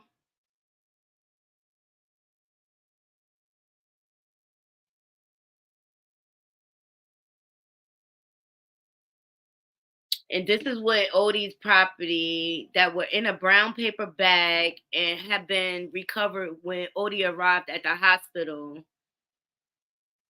And Zepeda took pictures of the following: black pants, a pair of black, green, and white Nike socks, black condition zero pouch, black jacket, size L, large, yellow caution tape found in the right pocket of the jacket, black t-shirt, and dark color long sleeve pullover.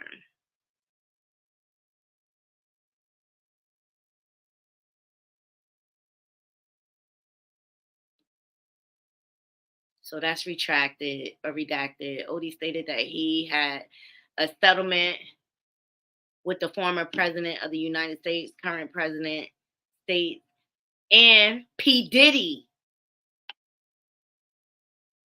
Why ain't they use Sean Puppy Combs? Why ain't they use Sean Puppy Combs?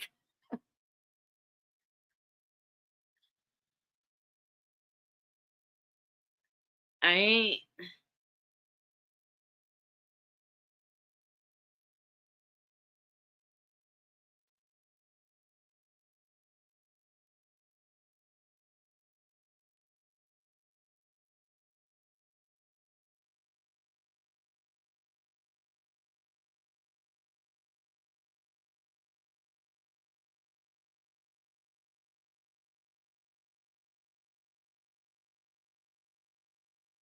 All right, this is just another repeat of the information that we already read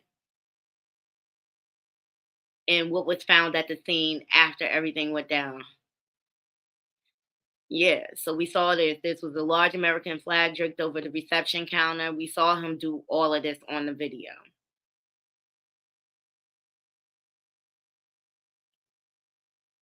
They're just securing the scene. And this is the breakdown. And here's the evidence. So a Glock model 17 9mm pistol, empty Glock, 17 rounds capacity magazine removed from the Glock, Smith and Wesson folding knife, black scully cap,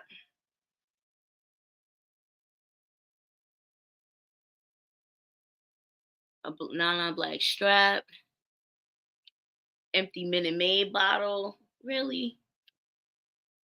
But I guess everything's evident.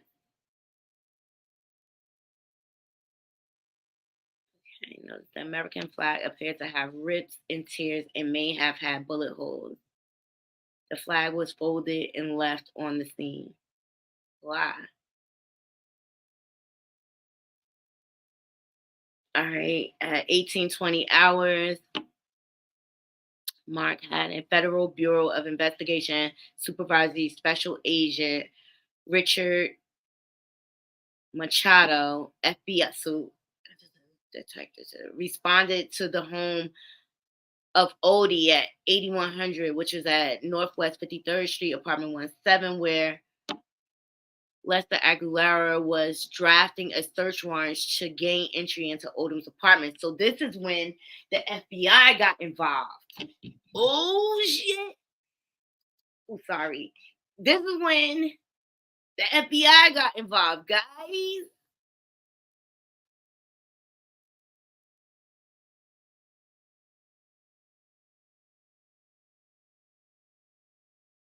Hey, whatever. He has the right to plead whatever he wants. Okay, they have to prove. Most people plead not guilty. Period. But he admitted on camera. But this is when the FBI got involved when it came to searching his home. So at 1400 hours, MDPD obtained a search warrant for Oddi's apartment and gained entry. Among the items collected at the apartment was a black blicky box with a pink sticker for a Blicky 17. It had the serial number. The box contained a receipt for the Blicky 17 with the same serial number as the firearms recovered at the shooting scene. Oddi's apartment referred to So on Friday, May 18, at approximately 13, Wellen was tasked with documenting and processing the involved officers. Each officer process. How come we didn't find out what else was found in the apartment? That's weird.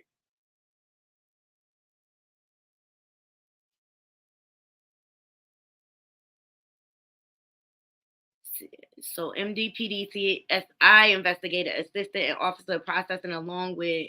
Oh, this is this for his vehicle?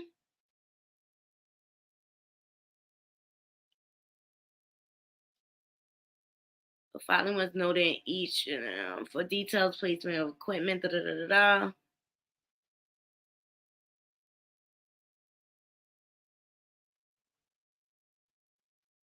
Hold on, guys. I gotta get my charger. I'll be right back.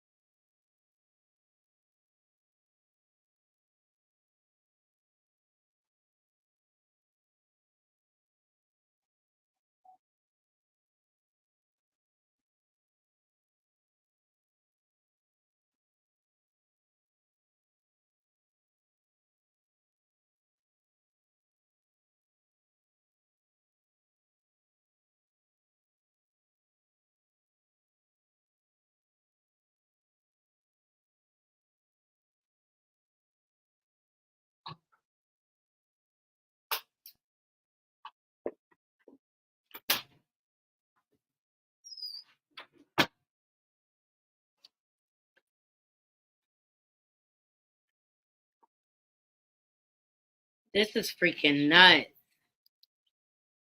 This is mind blowing.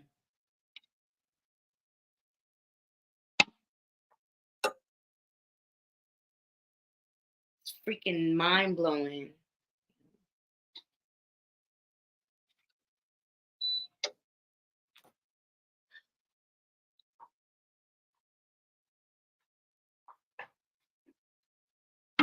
Yes, we are going over the transcripts of what took place after Jonathan Oddi was arrested and arraigned and was sentenced for trial. We have since come to learn that he has a trial date set. Hey y'all, hey Durag. He has a trial date set for January 9th of 2024. Shout out to Juby Buggin for digging in for me.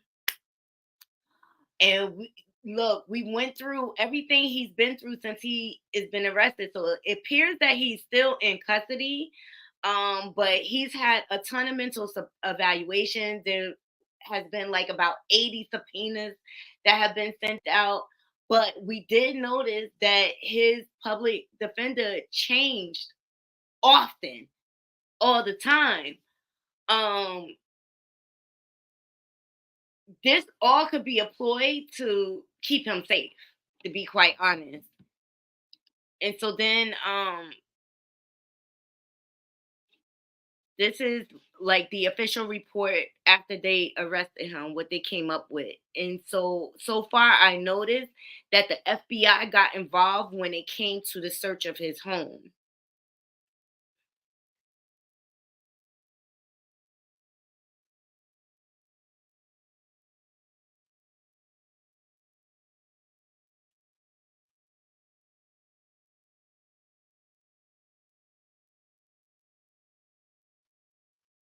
But it's been a bunch of delays.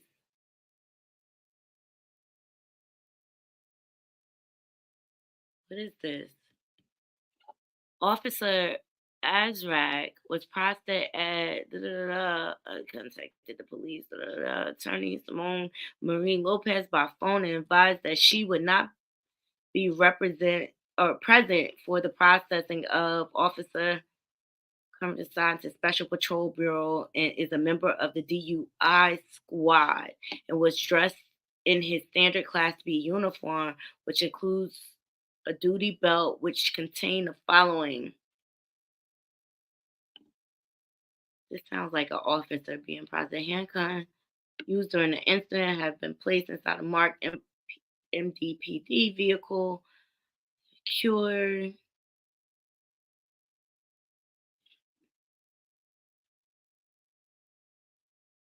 Was wearing a body camera at the time of the incident. However, it was impounded for download. Okay, so this is all the officer accounts that were involved in the incident. Wow. So video area canvas. On May 18, James Brin performed a witness canvas of employees at Trump National Bureau, Miami. S.A. Brent interviewed Ronaldo Gonzalez, maintenance worker at Trump National Bureau in Miami. Stated that he did not see anything regarding the Papao incident involving Oddi. Was in the rear of the clubhouse near the he was so he couldn't see.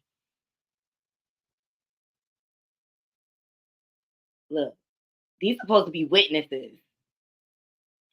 Miguel Reyes and Ronaldo Gonzalez. They all saying that they did not see anything.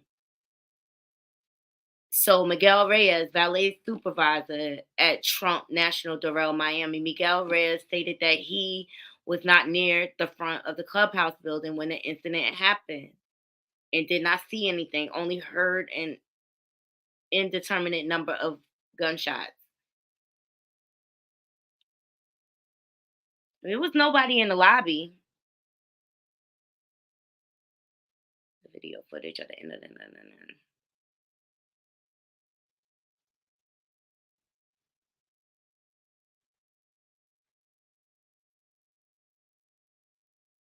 Oh my God.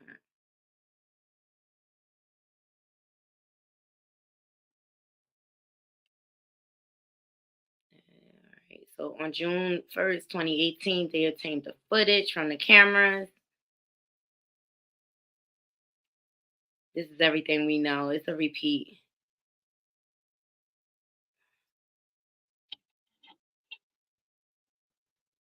You see how the officers declined to give a statement because they don't want to do anything to incriminate themselves.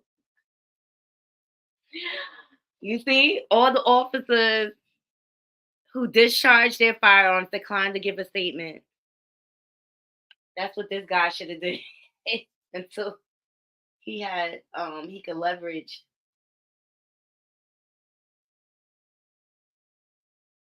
Ah, oh, you know what? I gotta remove something from my.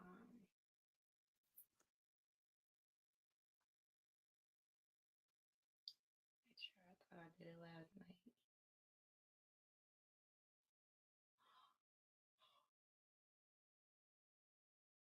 Oh my God, naughty crew.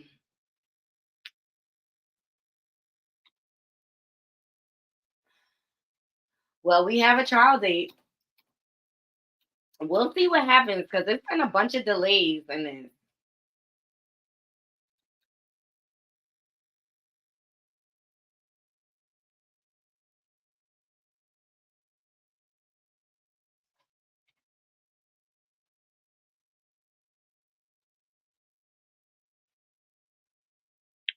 So leave in the comments if y'all think it'll be delayed again, the court case.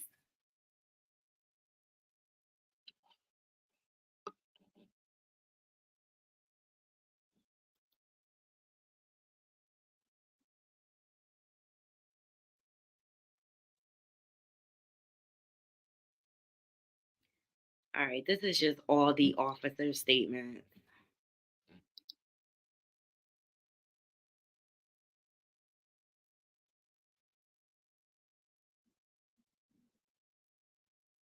I'm gonna read through this a little more closely to make sure I don't miss anything. But y'all see it is sealed and stamped as special agent, and it was notarized. Florida Department of Law Enforcement, Miami Regional Operations Center.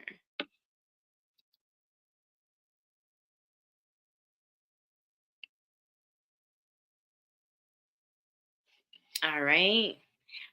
So we were able to corroborate, excuse me, some of what Jonathan Oddi was saying. Okay, I believe his friend Gonzalez kind of corroborated some of the things he was saying on that video, and I just really don't think he's lying. He's been consistent from the time he was in the hospital. He started spilling the beans, like, oh.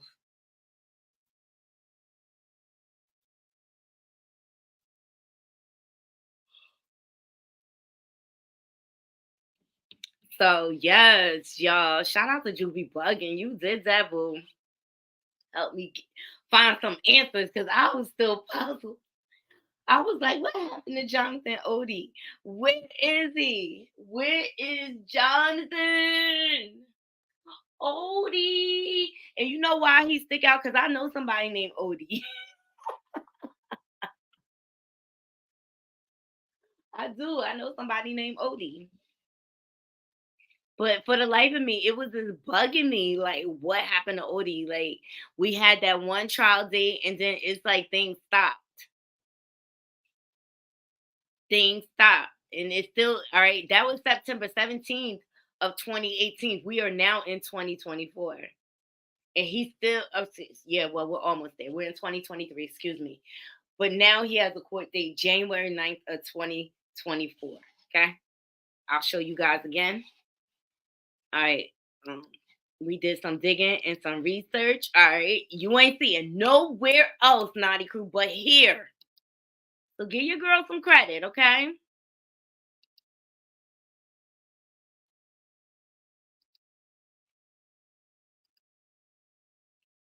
All right. And here it is. Hearing date, January 9th, 2024. Judge Carmen Cabarga. But you do know a lot of these people are in these judges' pockets. So I'm not going to hold my breath. All right. Don't got much faith in this justice system.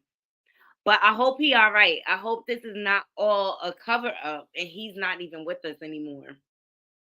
I'm just saying. He was in a dark, dark underbelly world. So anything is possible. I mean, who would have knew that he would have came forward and corroborated a lot of what Cassie said in her lawsuit, a lot of what the other victims said, because there was other victims. There's other male statements out there that we reviewed. Okay? So, like, it's not far-fetched what he's saying.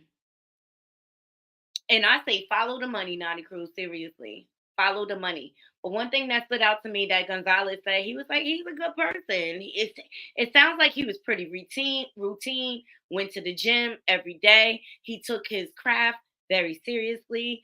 So, I mean, we'll see.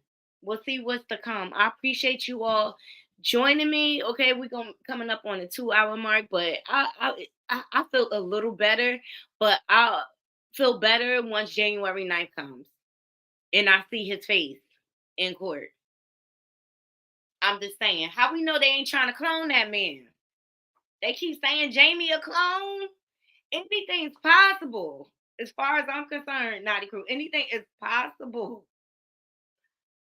Anything is possible. And I'm going to pray for all of you. And y'all pray for me. Because, woo, I wasn't ready for all of this when I said this the year to rebuild and accountability. Everything is being shown. Like, it is all out in the open. Like, all the guts are hanging outside of the body. So it's just like, more. What more is to come? But I do believe 50 is going to maximize off of this and take over.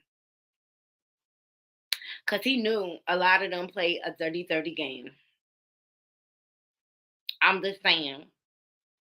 Dirty game. I bet you French Montana, well, she ain't never get involved with Diddy and them Kardashians.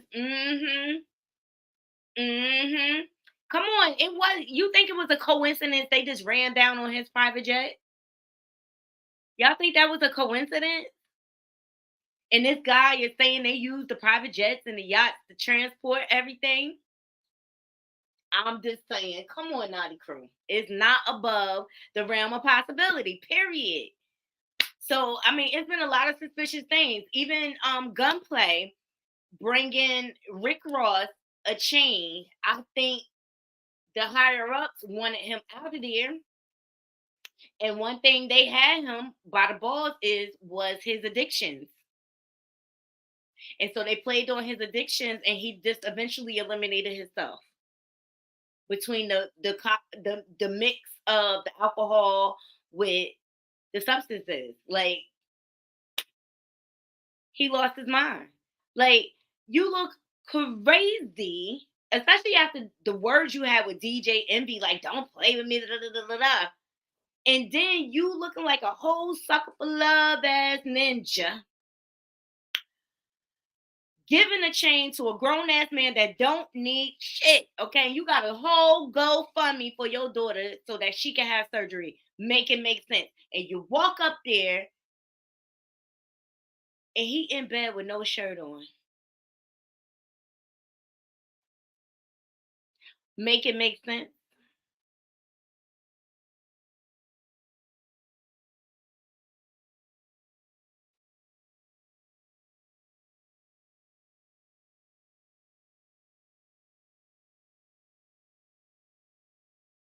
So these are the serious events that have been going down. I mean, and pretty much everybody at Power 105. That's why Angela Lee got up out of there. Everybody at Power 105 is cased up. Charlemagne, DJ MV, they all got lawsuits. Every last one of them. and then they did raid Power 105 for the Caesar incident. So the whole